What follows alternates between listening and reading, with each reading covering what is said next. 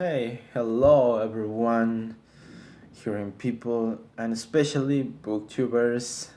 Welcome to my new YouTube channel in which we're going to talk about a book that I'm sure that you may have read this book many years ago and nowadays it is still remembered as a classic in literature. Exactly, we are going to talk about this book called The Boy in the Striped Pyjamas. If you not recognize the book cover, you know what I mean. Alright? But before to start, don't forget to subscribe to this channel for more videos and surprises like that. Like this. Having said all of this, let's start. This is a drama novel published in 2007, and a year later, this book would have its own film adaptation with the same name, directed by Mark Herman. Its author was the Irish writer John Boyne, the same who wrote other books such as A Ladder to the Sky, My Brother's Name is Jessica, and The Peacemaker. And as a curious fact, this book has been translated into more than 30 different languages. And currently, The Boy in the Striped Pyjamas has been the best selling book in Spain, Ireland, Australia, among other countries. Woo! It was so popular. John Boyne was born in 1971, and his work includes books for adults and others for young people, as is the case that we are going to about today. The Boy in the Striped Pyjamas is a historical, dramatic novel which is set during the Second World War when Hitler, the father, dominated Germany and created concentration fields all over Europe to exterminate Jews, considered inferior to the rest of the human beings.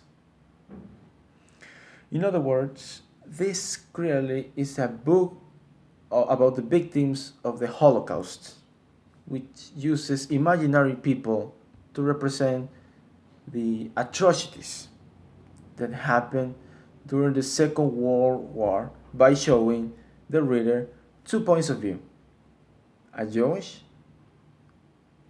and a German one. About the book, Bruno is the main character of this story. He is a young boy who is 9 years old, who lives with his mother, father, and sister Gretel in Berlin. Suddenly, his life changes. Why? Because of his father's job, which, by the way, is unknown at the beginning of the story. They have to move to Poland, that's the truth. The new house, out with. It's not very nice, but there's something out of Bruno's bedroom window, which is intriguing and at the same time interesting. Something on the other side of a fence, which is located at the back of his new house, I guess. What can he see on the other side? He can see some soldiers who are laughing and having fun, and many children who are all standing close together with their heads facing the floor. All of them have something in common. They all have seen to wear the same striped pajamas.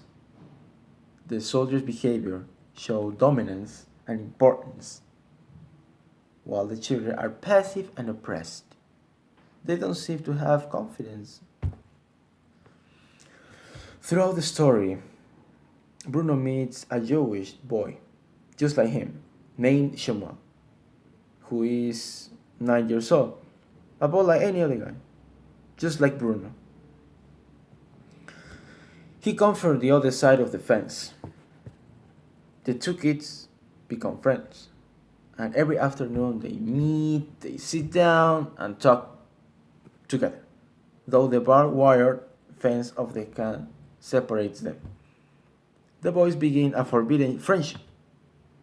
Bruno doesn't know that Samuel is a prisoner of this concentration field. He can see from his bedroom, and his father is a commandant of that field, and that he works every day for Hitler. Bruno and Samuel had always wanted to play together, but because of the fence that separated them, they never really managed to. So one day, Bruno, who loves exploring, decides to help Samuel to find his father, who has suddenly disappeared. He goes on the other side of the fence where he can actually see Samuel with any physical separation between them. You know what? While reading the part of this story, you may wonder what will happen in the concentration field. Will Bruno totally understand what's going on around him? And who his father really is? Will he manage to get back home? Yeah, that's a lot of questions. But, well, in my opinion, Bruno likes exploring. He's an interesting character because of the friendship he developed with Samuel, despite everything. The way in which he directly disobeys his parents, the way in which he changes from an shy and innocent child to a more understanding friend. We are talking about Bruno. The second character might be Shmuel. Maybe because, he is Bruno's new best friend. He's very mature boy for his age. Even he hides his real destiny in the concentration field, not to terrify his friend, who doesn't know anything about it, about the extermination of the Jews. Bruno's father is another important character. He's a commandant of Auschwitz. He works for Hitler. He's a cold man who is proud of his job, of being a soldier, and he doesn't want to tell Bruno about it. He dresses as a soldier, and he makes the people around him feel insecure, oppressed, and passive. He's not actually considered the enemy of this story. Because he loves his children, and he doesn't want them to know the truth about his terrifying job. Gretel, Bruno's older sister, is considered hapless case because of her annoying behavior and by her way of feeling better than her brother because she's older than him. Even she's described as a spoiled girl, and she nearly always grounds with Bruno. She has feelings, and she actually loves her brother very much. I personally think that this story is a good book because it's simple. So even children can easily understand it. Even if it uses a simple story, it expresses deep meanings. So I like Boyne's book because I find it interesting and it hooks the reader straight away. Well, and as you know, in 2008, a film adaptation of this book was realized. We're talking about this. Uh, it was directed by Mark Herman, as I told you, and the writer of its movie was the same, well, the author of the original novel, John Boyle. And, well, my favorite part is understanding the friendship between Samuel and Bruno, despite everything, despite the racism and many other things like that. I particularly like how Samuel tries to hide the horrible truth from his friend, not to make him feel upset, sorry, and insecure for the people in the field who are suffering as well because of his father.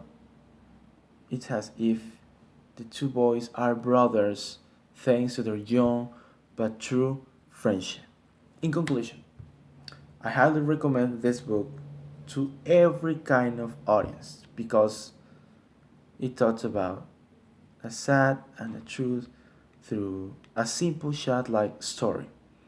It makes you reflect what the atrocity it happened in that period and why they shouldn't happen again. So, if you like the video, don't forget to let me know by liking it and sharing it to your friends.